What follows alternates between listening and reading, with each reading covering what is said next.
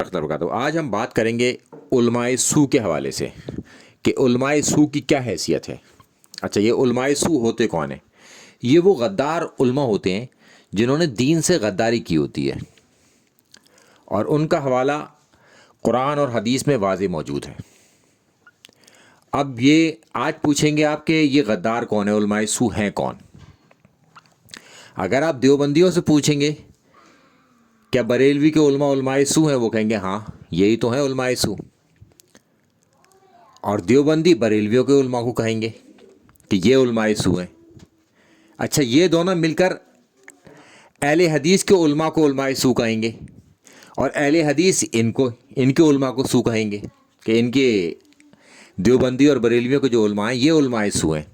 اچھا، یہ تینوں مل کر شیعہ کے علماء کو کہیں گے علماء سو، پلٹ کر شیعہ بھی ان کو کچھ نہ کچھ کہیں گے۔ تو اس پر اجماع ہو چکا ہے کہ تمام فرقوں کے یہ جو علماء ہیں یہ علماء سو ہیں، موٹے موٹے طور پر۔ اب ایک آدھ کوئی ایکسیپشن کہیں کسی کو مل جائے تو وہ ایک الگ مسئلہ ہے، مگر یہ سب مانتے ہیں کہ دوسرے فرقے کے جو علماء ہیں یہی تو علماء سو ہیں۔ تو اس پر سب متفق ہیں کہ یہ جو فرقوں کے عالم ہیں یہ علماء سو ہیں۔ اچھا، اب ان کی مثال قرآن میں کیا دی گئی ہے؟ چیپٹر 7 آیت نمبر 175 میں کہ اللہ تعالیٰ فرماتا ہے کہ اے محمد ان کے سامنے اس شخص کا، اب جب بھی محمد صلی اللہ علیہ وسلم کا نام آئے گا تو ہمیں درود تو پڑھنا ہی ہے، تو لہٰذا ہم کہیں گے صلی اللہ علیہ وسلم، مگر قرآن میں کہیں وہ لکھا ہوگا کبھی نہیں لکھا ہوگا، کیونکہ جب ترجمہ کوئی کرتا ہے تو اس حوالے سے وہ اس کام کو کرتا ہے، تو کبھی اس سے بھی رہ جاتا ہے۔ تو اس آیت کو ہم دوبارہ سے شروع کرتے ہیں، چیپٹر 7 آیت نمبر 175 کہ اے محمد صلی اللہ علیہ وسلم، یہ ہم کہہ رہے ہیں، ان کے سامنے اس شخص کا حال بیان کرو جس کو ہم نے اپنی آیتوں کا علم عطا کیا تھا، مگر وہ ان کی پابندی سے نکل بھاگا۔ اچھا، کس کو اللہ تعالیٰ نے اپنی آیتوں کا علم دیا؟ وہ کون لوگ ہیں؟ کیا وہ عالم نہیں ہے؟ عالموں کو ہی دیا جاتا ہے یہ۔ اچھا، اور وہ اس سے نکل بھاگا، جب وہ نکل بھاگے گا اس سے تو وہ کیا بن جائے گا؟ علماء سو۔ تو آخر کار شیطان اس کے پیچھے پڑ گیا، یہاں تک کہ وہ بھونکنے والوں میں شامل ہو کر رہا، یعنی کہ جو لوگ بھونکتے ہیں ان میں شامل ہو گئے۔ تو جو بھونکتے ہیں وہ کیا ہوتا ہے؟ بھونکنے والی کیا چیز ہے؟ کتا۔ تو علماء سو کی مثال جو ہے کتے کی دی گئی ہے۔ پھر اللہ تعالیٰ آگے فرماتا ہے چیپٹر 7 آیت نمبر 176 یعنی کہ اس کی اگلی آیت میں کہ اس پر حملہ کرو تب بھی وہ زبان لٹکاتا ہے یعنی کہ لٹکائے رہتا ہے، اور اسے چھوڑ دو تب بھی اس کی زبان لٹکتی ہی رہتی ہے یعنی کہ باہر ہی رہتی ہے۔ تو اب جو بھونکتا بھی ہو اور زبان بھی جس کی لٹکتی رہتی ہو وہ کتا ہی ہوتا ہے۔ اب ہم اس کے آگے چلتے ہیں کہ اس حدیث کی ایکسپلینیشن میں جو حاکم کی حدیث ہے 3258، تو اس کی ایکسپلینیشن میں جس سے شخص سے مراد لی جا رہی ہے، جس کو احمد رضا خان صاحب نے لکھا ہے، وہ کہتے ہیں بلعام بن بورا، یہ ایک پچھلی قوم کا ایک عالم تھا۔ تو ایک عالم کی مثال دی جا رہی ہے یہاں پر کتے کی سی، کہ اگر وہ اللہ کی آیتوں کو چھوڑ دے، اور جو تمام فرقے یہ مانتے ہیں کہ ایک دوسرے کے جو یعنی کہ سامنے والے فرقے کے جو عالم ہیں وہی علماء سو ہیں، انڈائریکٹلی وہ بلعام بن بورا انہیں کہہ رہے ہوتے ہیں اور کتے کی مثال دے رہے ہوتے ہیں۔ اب چلتے ہیں اس کے آگے، یہ صحیح بخاری کی حدیث ہے 3267۔ تو اس میں اللہ کے رسول صلی اللہ علیہ وسلم نے ایک شخص کی مثال دی۔ اچھا، وہ اب آپ کو پتہ چلے گا وہ شخص ہے کون، کہ اگر میں اس شخص کی یعنی کہ اللہ کے رسول صلی اللہ علیہ وسلم نے ایک شخص کو دیکھا کہ وہ جو ہے آگ میں تھا،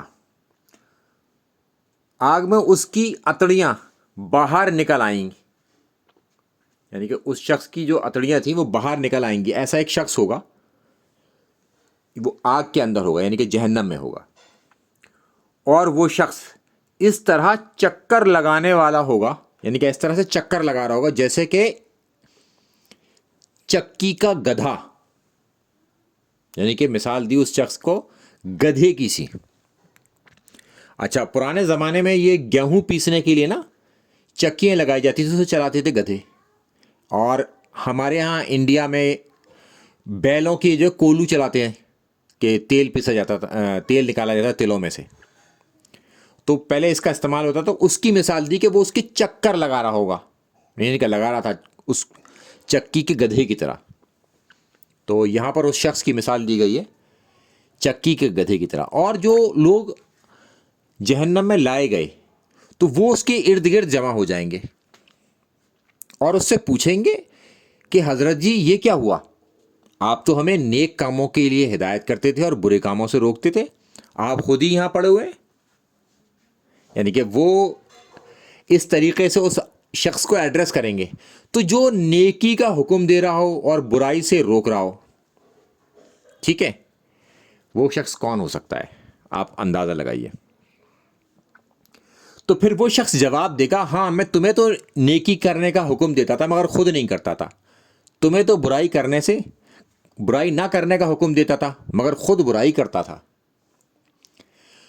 تو ایسا شخص کون ہوگا جو لوگوں کو تو کہے کہ تم نیک کام کرو اور خود نیک کام نہ کرتا ہو، لوگوں سے تو کہے کہ برے کام کرو، برے کاموں سے بچو اور خود برے کام کرتا ہو؟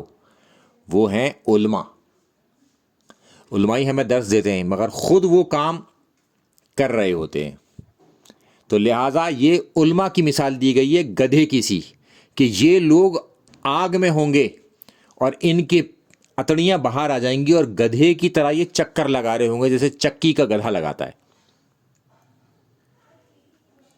اچھا، اب ہم اس کے آگے چلتے ہیں کہ قرآن کے اندر بھی پھر دوبارہ گدھے کی مثال ہی موجود ہے کہ جن لوگوں کو تورات کا حمل، یعنی کہ تورات کا علم جو ہے نا وہ انہیں عطا کیا گیا، مگر انہوں نے اس کا بارہ نہ اٹھایا، یعنی کہ اس کا بیڑا سمجھ لیجئے، اس کا وزن نہ اٹھایا، یعنی کہ اس سے فائدہ حاصل نہیں کیا۔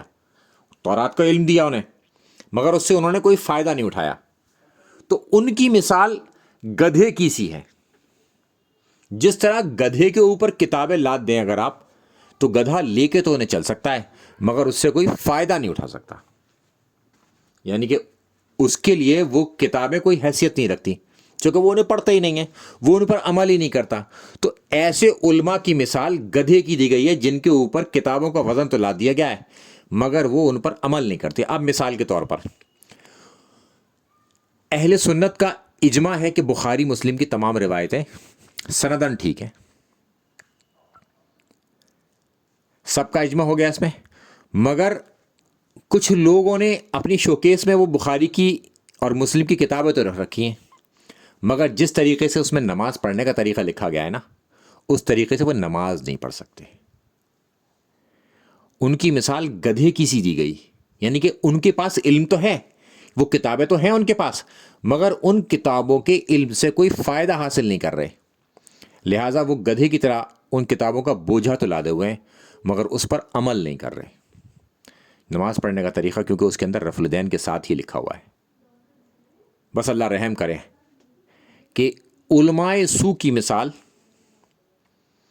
جو کہ ایک فرقہ دوسرے فرقے کے علماء کو کہتا ہے، ان کی مثال کتے اور گدھے کی سی دی گئی ہے اور ان کو جہنم میں کی آگ میں دکھا گیا، اور ان کو ان لوگوں سے تشبیہ دی گئی کہ جنہوں نے وہ کتابوں کا بوجھا تو اٹھا رکھا مگر اس سے فائدہ نہیں اٹھایا۔ السلام علیکم ورحمۃ اللہ وبرکاتہ۔